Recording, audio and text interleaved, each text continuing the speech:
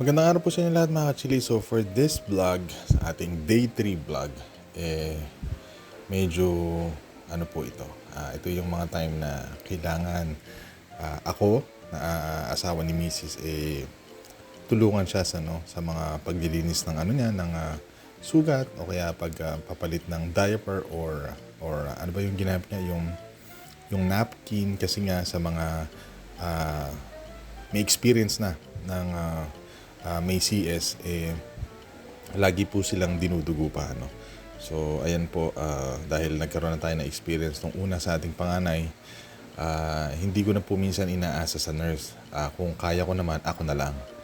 Ayan, so sa nakikita nyo po, medyo binibiro-biro ko pa siya dyan. And today din, mabibisita namin si baby. Pero hindi na po namin binidyohan yon kasi po nakita nyo naman na doon sa ating day 2 yung aming anak. So medyo at this time, nagkakatuwaan na kami at sabi ko sa kanya, umutot na siya para po makapag-usap na kami ng maayos kasi hanggang ngayon dyan sa video na yan, pigil pa yung kanyang pagsasalita. Kasi kailangan na makapart muna siya or makautot bago siya pwedeng magsalita ng magsalita. So, ganyan yung pinagdadaanan ng mga misis natin, kapag ka na CS, unlike sa normal, na parang wala lang, ganun lang kabilis yung recovery nila. The next day, pwede na silang makauwi. Kaya, sobrang hirap ng dinadanas nila. Ayan, mayroon pa silang catheter. Tapos, may nakaswero pa siya kasi hindi pa siya ina-allow na uminom ng tubig. Kaya, pagka medyo natutuyo na yung niya, yung labi niya, binabasa lang po ng tubig. Pero si Mrs. naman, hindi siya nagpapagano. Kumbaga parang kaya naman niya. Ayan, so hirap lang talaga siyang tumayo pagka may catheter pa. I mean, sino ba yung madali na nakakatayo tapos meron ka ng tahi, di ba? May sugat ka na, tapos may catheter ka pa, may swero ka pa. So talagang sobrang hirap, yung sakit na dinadanas ng mga misis natin, grabe. Kaya saludo ako sa kanila, iba yung mga experiences nila, Kaya, ayan, after noon, medyo nakapag-relax ako, nakainom ako ng kape. At madaling araw pa ho niyan. Kaya, kailangan lang namin na bumangon ng maaga kasi dadalaw na yung kanyang OB na si Doc Eloisa, pati si Doc Ems, yung kanyang pedya. And then, ayan, finally, inalaw na siya. Sinabihan na siya ng nurse na sabaw-sabaw muna, wala munang any kind of solid food. So yan yung first niyang soup na nainom. At medyo ganyan lang po yung shot ko kasi pa siya diyan. Naka tuwalya. Ayan po, naka-undis lang po kasi siya diyan, para hindi siya nahihirapan. Ayan. So ayan na po si Doc Eloisa. Nataon naman na nasa toilet si Mrs. At diyan na rin niya sinabihan si Mrs. kung ano yung mga kailangan niyang gawin. At inalaw na rin o pwede na daw tanggalin yung kanyang swero at saka yung catheter, So para mas madali-dali na siyang makakilos. And like what I said before, hindi ko talaga kaya yung mga ginagawa ng mga nurse. Katulad niyan, tinatanggal yung niya. Hirap ako, Kumbaga, sa pag-edit lang ng video na to, parang nasasaktan pa rin ako, So, hindi naman po ka-OA yan, pero yun talaga may ganun talagang tao.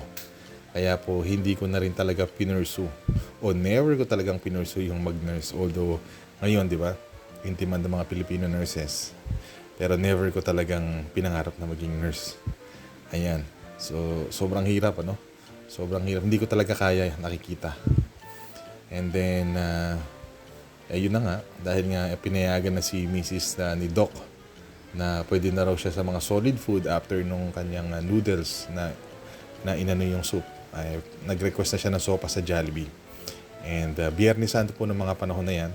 Kaya makikita nyo walang masyadong sasakyan parang nung pandemic. And swerte na lang kami dito sa may Mother Teresa Calcutta. Maraming mga fast food chain. May KFC, malapit lang yung Jollibee, malapit lang yung McDo, malapit lang yung Chowking. And merong Shopwise pa dyan.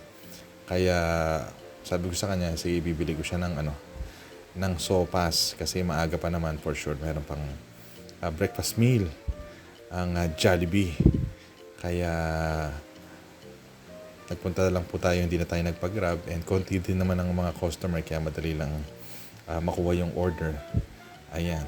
So, balik ulit tayo. And at that time, siguro mga 9 o'clock na yan or 10. Pero ang init na sa labas. Grabe.